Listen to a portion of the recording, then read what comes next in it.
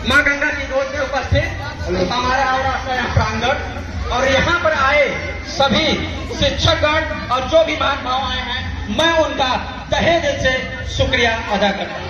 दोस्तों, आज 26 जनवरी है। 26 जनवरी के ये जो 26 जनवरी 15 हमारा देश 15 अगस्त 1947 को आजाद हुआ था, लेकिन इस देश के लिए सबसे बड़ी चुनौती थी कि इस देश को चलाया कैसे जाए। उसके लिए इस मुल्क में सबसे बड़ा संविधान तैयार किया गया। इस संविधान को तैयार करने के लिए 2 साल 11 महीना 18 दिन का वक्त लगा। इस वक्त को जो ये वक्त में हमारा संविधान तैयार हुआ, उसके लिए हमारे कई महापुरुषों ने इस देश के लिए इस देश को आजाद करवाने के लिए अपनी कुर्बानी दी थी। उसके लिए कई हमारे देश के जो महान भाई हों, चाहे बाबा साहेब आम्बेडकर हो, चाहे लाला लाजपत राय हो, चाहे सुभाष चंद्र बोस हो, चाहे भगत सिंह हो, चाहे पंडित जवाहरलाल नेहरू हो, जो भी इन्होंने इस देश को आजाद करवाने के लिए अपने प्राणों की आहुति दी है, अपने कठिन तपस्या से इस देश को आजाद करवाया है। तो दोस्तों, ये आजादी हमें कई वर्षों की तपस्या के बाद मिली है।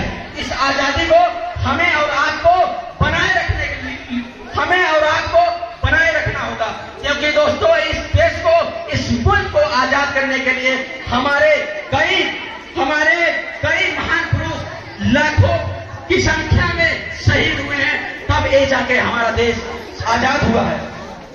आज 26 जनवरी स्वतंत्रता दिवस के शुभ अवसर पर मैं अपने विचारों के माध्यम से कहना चाहता हूं कि इस देश में भांति के भाषाई समुदाय, वर्ण, लिंग आदि का भेद होते हुए भी एकता में, अखंडता में एकता होते हुए भी इस देश को हमें और आपको जोड़े रहना होगा। इस देश को हमें और आपके कंधों पर जिम्मेदारी है कि इसको कैसे आगे बढ़ाएं। हमें और आपको इस जिम्मेदारी को समझना होगा और देखना होगा, क्योंकि दोस्तों हम और आप इस युवा वर्ग के हैं, तो इस युवा वर्ग को देखना होगा कि इस देश को गरीबी, भ्रष्टाचार जैसी समस्याओं से भी लड़ना होगा, क्योंकि दोस्तों इस मुल्क में कई प्रकार की अभिवृत्तियां आती रहती हैं। उस अभिवृत्तियों से हमें और आपको लड़ना होगा, क्योंकि आप और हम युवा हैं, तो इस युवा के ऊपर हमारे और आपके ऊपर जिम्मेदारियां भी अधिक है।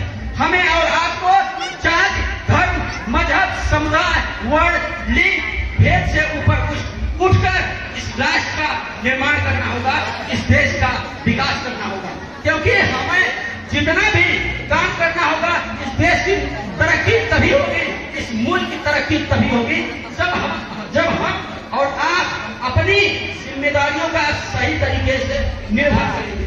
क्योंकि ये जिम्मेदारी जो आने वाली पीढ़ियां हैं, उन पीढ़ियों को भी बताना होगा कि ये जो हमें आजादी मिली है, 1-2 दिन की तपस्या नहीं है।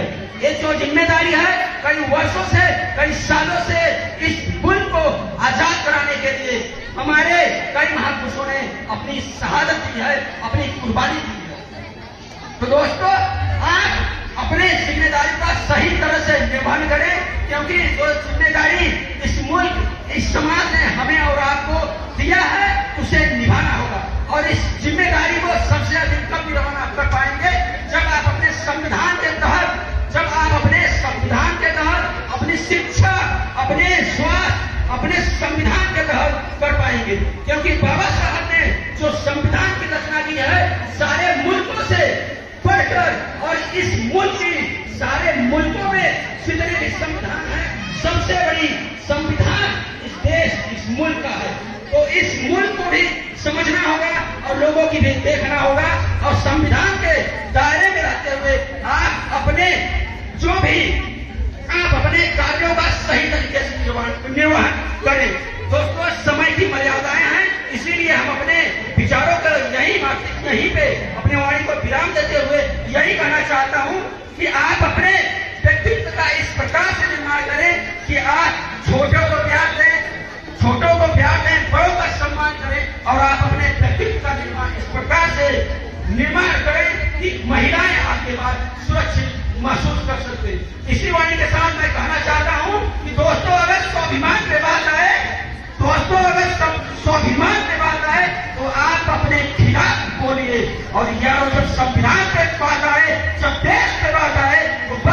खिलाफ बोलिए। बहुत बहुत धन्यवाद।